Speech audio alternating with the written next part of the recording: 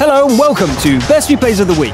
I'm Luke Neller here with the replays from the week ending 22nd of April. In today's episode, we have light tanks doing some heavy lifting, one indestructible heavy, and 2 North American replays. Enjoy the show.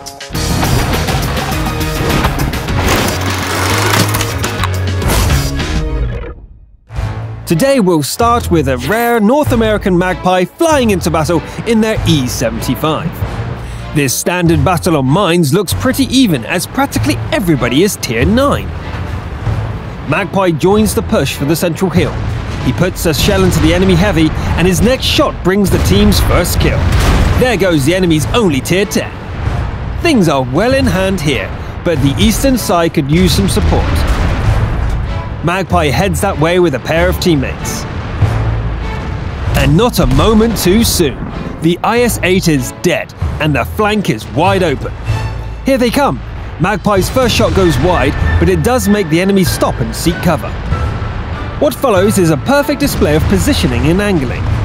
The enemies have trouble even landing a hit on Magpie, and when they do, it bounces off.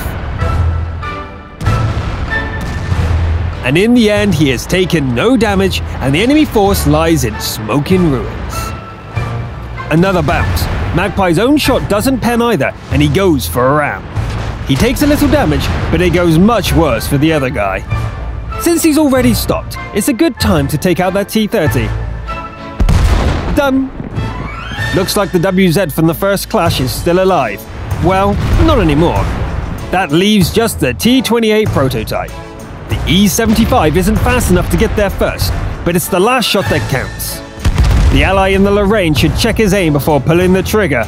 Complete. Wow, 9 kills in a flawless steel wall despite all the firepower out there. His only damage came from the round. Well played indeed. Now let's change the heavy steel for something tiny and fast. The ELC AMX doesn't look like much, but in the right hands, it can be a monster. Arturo Dalla Vega strikes his little tank in an encounter on Sand River. The Tier 7 battle is fought on the EU cluster. Early on, the defender has a brief career as a scout. 7 enemies spotted, that's probably enough for one match. Arturo climbs the mounting and lets his gun do the talking. If at first you don't succeed, do that. It's probably best to let the tiny out-of-tier tank out of its misery. These early capture warnings mean very little. Arturo stays in the mountain hunting the enemies who dare climb up here. Like that one. Okay, Type, let's do this together. Piece of cake. Looking at the score, there's an uncomfortable realization. Arturo and the Type are all that's left of the team, with 6 enemies left standing. What's more, the opponents are free to capture at will. Arturo keeps to the high ground, and the Type drives out to challenge the first enemy spotted. The Type's battle doesn't go well, and our defender has his job cut out for him. 1 against 6, and the capture is already underway. The first thing to do is get some distance. Looks like the SU is trying to give chase. And then there were 5. Are there more of them out there? Oh yes.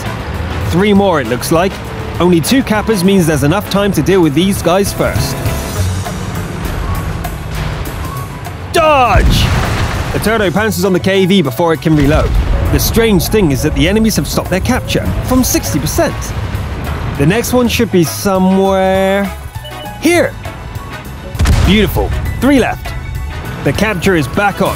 What possessed them to stop earlier? We'll probably never know. In any case, Arturo spots the last free roaming enemy and ends its run. Just the cappers to deal with now. Arturo tries to taunt the enemies into leaving the circle, but they won't make that mistake again. They're looking the wrong way, and the first hit sets the KV-3 on fire. It's in cover, but not quite hidden. Still, there's no shot to be had from here. The TD really shouldn't have rolled out of cover. A crit but no damage. Interesting. The enemies are low on health now, but a single hit from the KV-3 could be fatal. That was tense. Luckily, the KV wasn't ready for him. Arturo retreats and hopes for another ambush kill. No such luck this time. Taking the Dune too fast results in a broken track. The Juro waits out the repair and goes in for the kill. Once again, the enemy is looking the wrong way, but this time his return shot hits home. The EOC can't take another hit. Luckily, the little tank is just too flat to deal with at hugging distance. The Toto takes his third shot and wins the match. Not quite the traditional defender, but clearing the way to the capture zone was worth seeing. Well played. Kukukuma is the Scout of the Week, and his tank is the nippy MT-25. The Tier 8 standard battle is fought on Westfield on the EU cluster. Kuma starts from the low spawn. He climbs the eastern slope and heads south for some early reconnaissance. This should do for a while. Two rival scouts are spotted, but Kuma holds his fire for now. Super Pershing, Chaffee, maybe it's time to do some scout killing. The Pershing shows its side, and that earns it a shot as well. No point in shooting the Super Pershing from this angle, but this Borsig is a whole nother matter. Have at you! Not enough power at this range, it's probably time to leave the bush. The AMX dies too fast, but there are other opportunities here. Kuma goes on the attack and pounces on the AMX CDC. Controlling the drift like a stunt driver, he puts a round into the Borsig and accelerates away. The AMX is out for blood. Kuma guns his engine, but can't avoid a hit that sets him on fire. The Borsig dies without getting its shot off. Dodge! This is pure action movie driving! It's almost an anticlimax when an ally puts in the final shell. What a great duel! And suddenly the game is over. The last 5 enemies died in 13 seconds. Victory! An excellent game with great stunt driving. Let's have more like this one, please. Well done, Scouts! The Top Gun of the Week is Duffman. Oh yeah! The party wagon is a T-37 and the fight takes place on Moravanka on the EU surface. Duffman drives forwards and looks for targets. It takes some moments for the battle to get going. Here we go, this is a good skirmish spot. The Panzer IV gets the honor of dying first, and the second kill follows right after. The VK takes some killing. Eventually it catches on fire and burns to death. It looks like the teammate could use some help. Sadly, he doesn't live through it, but their kill tally goes up to 4. Maybe it's time to get some distance. Here's Johnny! The surprise attack nets another kill, and very nearly a second one. It's all going swimmingly, and Duffman goes hunting for artillery. Once again, the enemy is set on fire and burnt to death. Lucky. 4 allies and only 2 enemies left. This feels too easy. It's almost as if things are about to go wrong. The target is spotted, and Duffman heads to meet it. An ally falls, but there's plenty of them left. Now granted, a TOG is quite dangerous. Ouch, as we can see. This circling could go on for a while. One of the allies have arrived. Now you die, TOG! That's it for the T1 Heavy, but it did its job. 4 more shots, and the TOG is history. Meanwhile, the enemy Heavy has won its battle, and is just finishing off the last teammates. Looks like it's at full health, and Duffman is running low on shells. Let's do this! 1 shot, 2 shots, and a reply. This tank might not survive another hit. Duffman drives around looking for a way to ambush his opponent. Bad shot there, and just 3 shells left now. Okay, that worked. The enemy isn't ready. Duffman does get a hit, but he wins the match with the last shell. Phew! Literally fighting to the last round here. Congratulations, Top Gun of the Week. The last replay of the day features the Chinese premium light tank Type 64. The driver is Mish the Kish from the North American cluster, and the game is a standard battle on Ruinbergs. Mish is bottom tier. Let's see how he can save the day from there.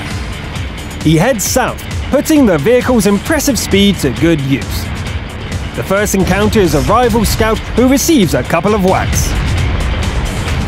Mish keeps peeking over the central road and illuminating the enemies. The RT doesn't want to die, but here is the scout from earlier. The Kish deals more damage, but he doesn't quite manage to finish the enemy off. Mish spots a Dickomax providing support fire at a distance and decides to take it out. The assassination is a success. Now that he's behind enemy lines, maybe he can do some sabotage. That T-69 deserves some attention. What else could he find here? An artillery piece, perhaps?